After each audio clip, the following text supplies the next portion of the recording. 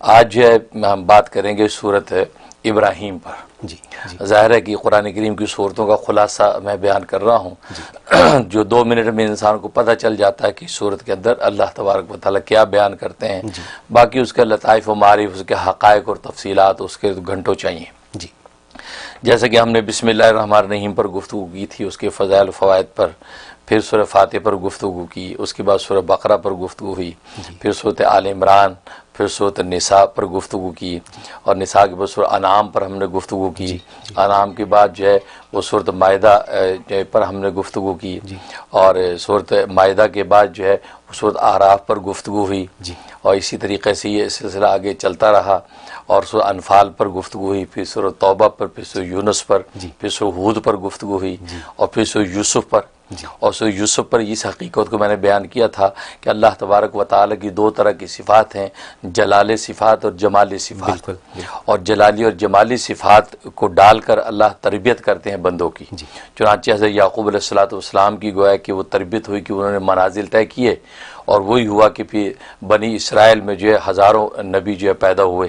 اور پھر حضرت یوسف علیہ السلام کو اسی تربیت کے نتیجے میں اللہ نے بڑی بڑی آفتوں سے محفوظ رکھا، کیونکہ ظاہر ہے کہ جب جس ذات سے انس ہو جائے اس کی آغوش میں چلا جائے تو اللہ تبارک و تعالیٰ اپنی آغوش میں اسی طرح سنبھال لیتے ہیں جیسے دنیا میں بغیر مثال کے کہتا ہوں، جیسے ابا جو اپنے اولاد کی تربیت کرتا ہے، کبھی کڑوی نظر ڈالتا ہے، کبھی میٹھی بات کرتا ہے، ایسے اللہ کبھی جلال سے کبھی جمال سے بندوں کی تربیت کرتے ہیں. تو سورہ یوسف کے اندر یہ گفتگو چلتی رہی، اور سورہ یوسف کے بعد جو پھر جو ہے وہ آگے جو ہے سورۃ رعد کا تذکرہ آیا، اس کے اندر جو ہے نفی ہوئی تھی، اس کی شرک کی نفی ہوئی. ظاہر ہے کہ شرک کی نفی کی، اور اللہ نے اپنی جلالی اور جمالی صفات کی حصی مثال جو ہے وہ بارش برسنے کے ساتھ دی اور بجلی کڑکنے کے ساتھ دی. تو بجلی کڑکنا گویا کہ اللہ کی جلالی صفات کا مظاہرہ ہے، اور بارش برسنا گویا کہ اللہ کی جمالی صفات کا مظاہرہ ہے. تو اس مظاہرے کی عملی شکل اللہ نے سورۃ ابراہیم میں دکھائی. اچھا، کیونکہ اس کے بعد سورۃ ابراہیم آ گئی، کیونکہ ابراہیم میں یہ دکھائی کہ اللہ نے نمرود کی آگ پر اپنی جلالی صفات ڈالی ہیں تو آگ ٹھنڈی ہو گئی. یعنی اللہ کے جلال کا عالم یہ تھا کہ جو تپتی آگ کو ٹھنڈا کر ڈالا.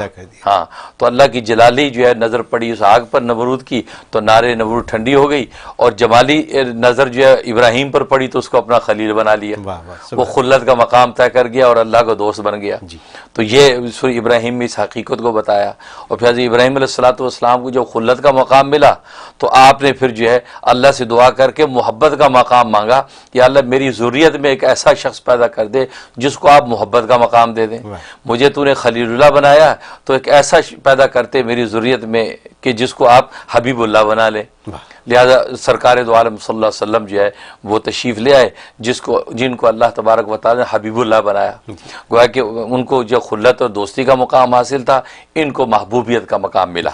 اور آپ ایک ایسا کلمہ توحید لے کے آئے کہ لا الہ الا اللہ محمد رسول اللہ، کہ یہ وہ کلمہ توحید ہے کہ اگر اس کلمہ توحید کو سینے سے لگا لو گے تو پھر اللہ کا جلال جو ہے دشمنوں کو فنا کرے گا، اور اللہ کا جمال تمہیں اپنا قرب خاص عطا کرے گا.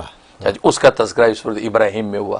اور نام ابراہیم اس لیے رکھا کہ چونکہ حضرت ابراہیم علیہ السلام کے اس میں تذکرہ تھا، اور حضرت ابراہیم علیہ السلام کو امام الناس کا جو ہے گویا کہ اللہ نے لقب دیا کہ پوری انسانیت اور قوموں کا امام بنایا. یعنی اس لیے کہ یہی وجہ کہ دنیا کا کوئی مذہب، کوئی سوسائٹی، کوئی قوم ابراہیم علیہ السلام کی جو ہے وہ عظمت اور جو ہے اس کی کمال کا انکار نہیں کرتی، سب ان کو بڑا مانتے ہیں. یعنی وہ مقام ان کو دیا کیوں کہ ظاہر ہے کہ جو اللہ کے نام پہ آگ کے اندر گرا ہو ہے، اور ان کے اندر کی جو ہے اللہ کی محبت اور عشق کی آگ نے نمرود کی آگ کو فنا کر دیا ہو تو اس کی اللہ سے محبت کا عالم کیا ہوگا. بالکل.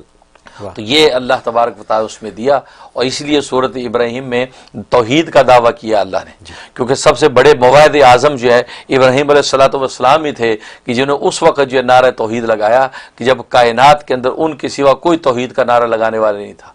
یہی وجہ کہ جب آپ کو آگ کے اندر پھینکا جا رہا تھا تو آپ نے یہی کہا تھا کہ اللہ میں ایک واحد ہوں جو تیری توحید کا اس پر نعرہ اس زمین پہ لگا رہا ہوں، اس کے علاوہ روئے زمین پر کوئی تجھے ماننے والا نہیں ہے. تو ایسے بڑے موحد اعظم، لہذا توحید کا دعویٰ کیا، اور 7 عقلی دلائل پیش کیے، اور 3 جو ہے نقلی دلائل اللہ نے صورت کے اندر پیش کیے. اور وہ کلمہ جو دیا اس کے اندر جس کا اشارہ دیا وہ لا الہ الا اللہ محمد رسول اللہ کا کلمہ، کہ جس کے ذریعے سے ساری منازل طے ہوتی ہیں. تو یہ سورۃ ابراہیم میں اس حقیقت کو بیان کیا.